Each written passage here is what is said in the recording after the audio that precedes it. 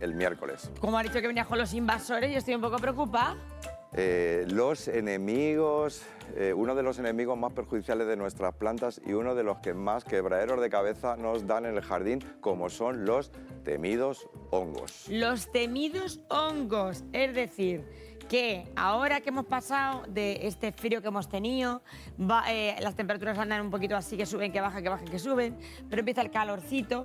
Esto es como cuando tú vas a hacer el cambio de ropa que notas cosillas, pues eso también pasa en las plantas. Cuando empezamos a ver esa subida de temperaturas y tenemos esos grados de humedad, empiezan a aparecer esos enemigos como son los hongos. Pero nos adelantamos nosotros. Ahí está, hay que recordar que más o menos el 95% de las enfermedades de las plantas están provocadas por enfermedades fúngicas, es decir, por hongos, con lo cual le tenemos que prestar bastante atención para que esto no nos den problemas en nuestro jardín y lo solucionemos a tiempo. Muy bien. Muy importante, Julia, hacer las prácticas que vamos a decir ahora para evitar como preventivamente que nuestros hongos aparezcan en nuestras plantas.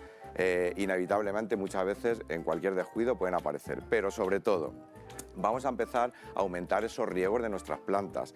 Debemos de asegurarnos de hacer esos buenos drenajes que siempre hablamos.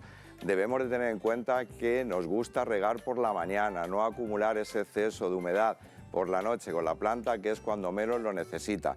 Evitar mojar el follaje de nuestras plantas. Ya conviene ir poniendo el riego, ¿no? Sí, hay que aumentar la frecuencia de riego según vayan ascendiendo las temperaturas. Eso es. Ahora con 3 días a la semana es muy importante esto que vamos a decir ahora porque sabes que esto nos gusta. Salimos al jardín y cuando empecemos a regar con la manguera no nos importa mojar el follaje de nuestras plantas. Si evitamos mojar el follaje, evitamos que esos hongos se apoderen o se asienten, mejor dicho, en la parte aérea de nuestras plantas. Sobre todo hacer esas buenas labores de no usar tijeras infectadas de una planta a otra, siempre desinfectar esas herramientas de poda, puesto que los hongos se reproducen por esporas y esas esporas pueden ir en agua, en aire, en herramientas de poda, etcétera, y podemos transmitir la enfermedad de una planta a otra.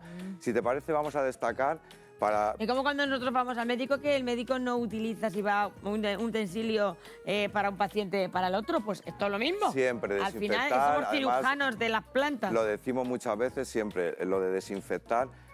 Siempre otra... ¿Cómo lo podemos desinfectar, por ejemplo, un chorreoncillo? Nada, con agua oxigenada, con alcohol lo podemos desinfectar. Sobre todo también con las cortadoras de césped.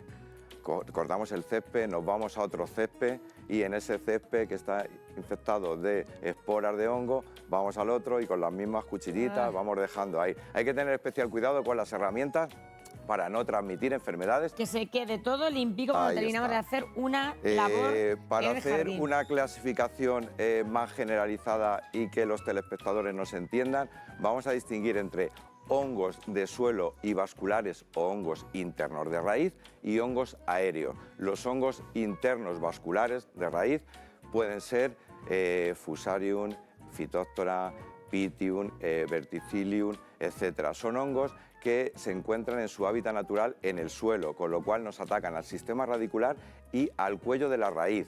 ¿Qué apreciamos con esos síntomas? Apreciamos un amarillamiento generalizado de la planta, flacidez en sus hojas y sobre todo el sistema radicular pobre y con una coloración muy oscura.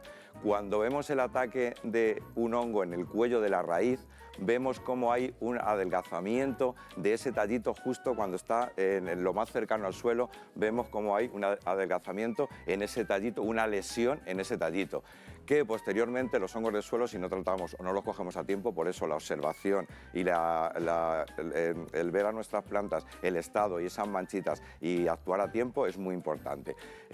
Cuando vemos esos síntomas... Como el simulacro de Cuenca que hemos dicho, hay que prevenir, luego no lamentar. Siempre, en el tema de los hongos, sobre todo los internos vasculares, claro, es muy importante. Vamos a ver a lo mejor ya incluso algunas muestras y seguramente que han notado alguna cosilla ya en el jardín que les puede llamar la atención.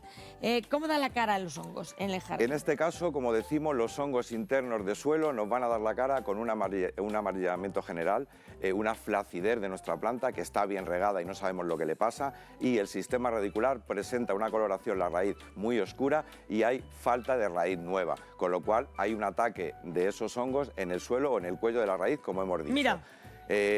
Muy importante también, Julia, distinguir esos hongos aéreos. Digamos que los hongos aéreos es donde la parte afectada de la planta es más la parte Ese es el hongo aérea. del Fusarium. Sí, la parte aérea. Con lo cual, siempre vamos a distinguir ahí en esos hongos, por ejemplo, mildiu, oidio, botrytis, anthracnosis, etcétera, esos hongos que nos van a presentar como, por ejemplo, vemos el mildiu. El mildiu presenta unas manchas aceitosas que acaban siendo amarillas. Esas manchas amarillas provocan un amarronamiento de en esa zona afectada y ese amarronamiento provoca una sequedad, con lo cual vemos ese síntoma mildiu.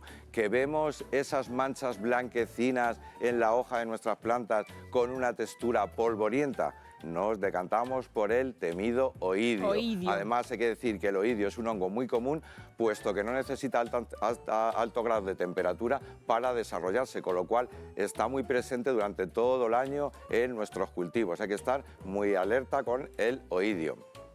Anthracnosis. La anthracnosis nos presenta unas manchas de color más negras, más oscuras, y salen normalmente de las venitas de la hoja y se van extendiendo. Provoca luego la caída de la hoja de nuestra planta. Moteado, muy importante. Vemos nuestros cerezos, que es muy común. Aparecen unas lesiones, unas manchitas que tienen una coloración, están definidas, y esas manchitas acaban siendo marrones y se acaban abriendo, es decir, vemos un efecto perdigonazo en las hojas de nuestro cerezo, con lo cual la observación de cualquier anomalía... Que no está por demás, que ya esta tarde se salga la gente un ratejo al patio. Siempre, mira, muy importante, mira, Julia, me gusta mucho, por ejemplo, cuando vamos a actuar así preventivamente, como vamos a actuar preventivamente cada fungicida, hay que recordar que las distintas materias activas están enfocadas para combatir distintas cepas de distintos hongos. Pero, por ejemplo, en el caso de ahora de empezar a hacerlo preventivo, un fungicida ecológico que a mí personalmente me gusta mucho es el Equisetum o cola de caballo. Cola de caballo. El Equisetum o cola de caballo lo que hace es fortalece las paredes celulares de nuestras plantas, ser rico en sílice, y nos va a ayudar a controlar hongos o a evitar... ¿Este qué hongo es? Pues mira, ahí tenemos esas pústulas que no las hemos dicho de color anaranjado, que nos manifiesta la presencia de roya. La roya es unas pústulas, unos puntitos de color anaranjado que luego se va extendiendo y provoca también alguna deformación en la hoja y luego provoca la caída. Pero hay que estar muy pendiente de todas las anomalías que nos presenten en nuestras hojas para localizarlo a tiempo, detectarla a tiempo. ¿La roya? Muchas veces los hongos... la presencia en una planta nos puede equivocar de en otra. Es algo como muy generalizado, pero sí que es verdad que esas pústulas, esos puntitos de color anaranjado son muy característicos de roya. Claro, la pregunta es, a veces a lo mejor no conseguimos saber cuál es el hongo exactamente que le está afectando a la planta, y lo ideal sería utilizar... esto es el medicamento, Pato. Pues esto es como cuando te duele la cabeza y tienes paracetamol. Al final, hay un medicamento, Pato, por también. eso, uno de los motivos por los cuales estamos aquí todos los miércoles es para que nos manden fotos de cualquier anomalía que vengamos. Pero como muy bien has dicho, no nos vale el mismo fungicida para erradicar todo tipo de hongos. Aquí el paracetamol no vale, Pato. Ahí está, siempre hay que ir o a un fungicida más polivalente que nos haga abarquemos varias cepas de hongos, o ir específico al fungicida correcto, puesto que si no lo hacemos, ¿Qué nos no pasa hacemos cuando tenemos, nada. por ejemplo, una infección? Que tenemos que buscar exactamente qué bacteria ha provocado esa infección y que pone el antibiótico adecuado, pues igual pasa con esto. Pero sí que es importante ahora que hagamos esos tratamientos, por ejemplo, con productos ecológicos. Si vemos alguna anomalía, pues mira, diluimos entre un 10 y un 20% por litro de agua. Siempre teniendo en cuenta que, como es preventivo, lo vamos a hacer cada 10 días, aproximadamente, cada semana, cada 10 días. Sobre todo al inicio de la primavera, que sabemos que es cuando más riego tenemos, que es cuando plantamos nuestras plantas, aumentamos los riegos, la temperatura son más altas, hay humedad en el ambiente y tenemos altos grados de contraer enfermedades fúngicas, con lo cual ahora hay que estar muy alerta con esos fungicidas para tener nuestras plantas así de bonitas. Vamos dando paso ya a nuestras espectadoras y espectadores que nos van llamando con su WhatsApp o prefieren llamarnos por teléfono. Nuestra amiga Maritrini dice que no sabe lo que le puede pasar a su planta. Mira cómo la tiene. Pues mira, ahí le vamos a decir a Maritrini que tenemos hongos, nos marca todo el margen de nuestra planta con unas manchas acitosas de color oscuras, necrosadas, con lo cual todo viene por el exceso de riego, la falta de drenaje y en este caso tenerla en cubremacetas o tenerla con platitos, lo cual aumenta el riesgo de contraer esas enfermedades fúngicas. En este caso podemos tratar con un fungicida que sea polivalente para atajar problemas de distintas cepas de hongos, sobre todo hacer tratamientos de intervalo de 15 días y reducir esos riegos o evitar que esté en un cubremacetas o en un platito donde se acumule agua. Leonardo de Albacete está preocupado por la gomosis. ¿Qué tratamiento le recomiendas? Gomosis, muy importante para tratar la gomosis en frutales. Normalmente es una exudación del árbol que aparece en las partes bajas, normalmente en el punto de injerto. Cuando veamos esa exudación, lo que vamos a hacer es tratar con un fungicida que es fosetil al 80%, ideal para tratar fitóptoras en coníferas, etcétera, y para tratar la gomosis en frutales, por ejemplo. Pues Esther nos llama desde Albacete y nos manda este WhatsApp. Vamos a verlo. Esta foto que nos pregunta nuestra amiga Esther que si tiene esta planta algún tipo de salvación. Vale, pues ahí tenemos... Bueno, sí, ¿y ahora cómo te la salva? Ahí tenemos una euforbia que lo que le tenemos que dar tiempo es ahora a que venga el buen tiempo para ver si tenemos algo de brotación en la planta. Hay que recordar ¿Lo ves posible? El frío del invierno la hace bastante daño. Hay que ver si ese frío ha sido parte del deterioro de esa planta, que a veces es muy difícil de recuperar cuando nuestra planta se ha helado o se ha congelado por las bajas temperaturas. Maripaz nos llama desde Campo de Cristana, en Ciudad Real. Ella le gustaría saber cómo puede eliminar el pulgón de los rosales. Vale, pulgón. Ya tiene pulgón. Plaga que ya hablamos, muy común, que va a aparecer junto con hongos como el oidio y sabemos que todos los años lo tenemos, con lo cual es importante, si tenemos el pulgón, tratar con un insecticida que sea polivalente, en este caso acetamiprid, para evitar que el ataque vaya más, puesto que el pulgón, aparte de ese daño directo que nos hace en la planta de deteriorándola, nos hace también un daño indirecto como vector de virus en nuestra planta. Carlos también nos llama desde Albacete. Hoy está todo Albacete viendo la tele.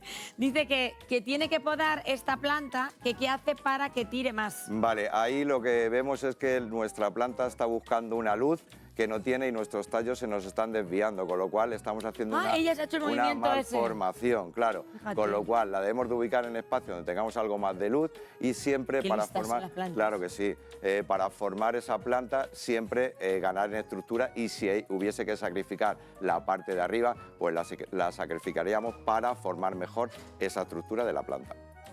Desde Magán nos están llamando también y le han regalado a nuestro espectador un Anturium rojo.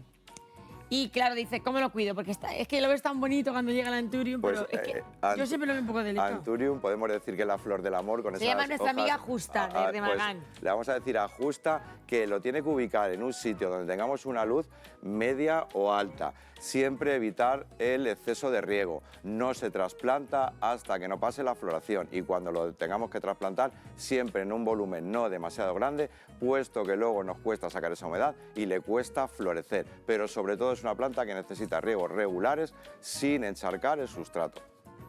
Muy bien. Una foto que nos envían desde Talavera de la Reina nuestro amigo Luis, que dice que qué le puede hacer a esta planta para que crezca. Pues ahí tenemos una mini hojita perdida sobre un tutor que lo primero que tenemos que hacer es valorar si esa planta tan pequeña está en un contenedor demasiado grande. A lo mejor es muy grande la maceta. Ahí está, claro. Y luego a partir de ahí mejorar ese suelo en un volumen más pequeño y empezar a aportar nutrientes para hacer crecer, en este caso, a el poto que está ahí la hojita. Nuestra amiga Paquita de la Caza de San Juan en Ciudad Real tiene un galán de noche. Y la he empezado a ver así en las hojas unas cosejas negras. A ver qué crees tú que puede pasarle. Vale, el galán de noche es planta sensible también a las bajas temperaturas, con lo ¿Será cual un hongo? sí hay que podar.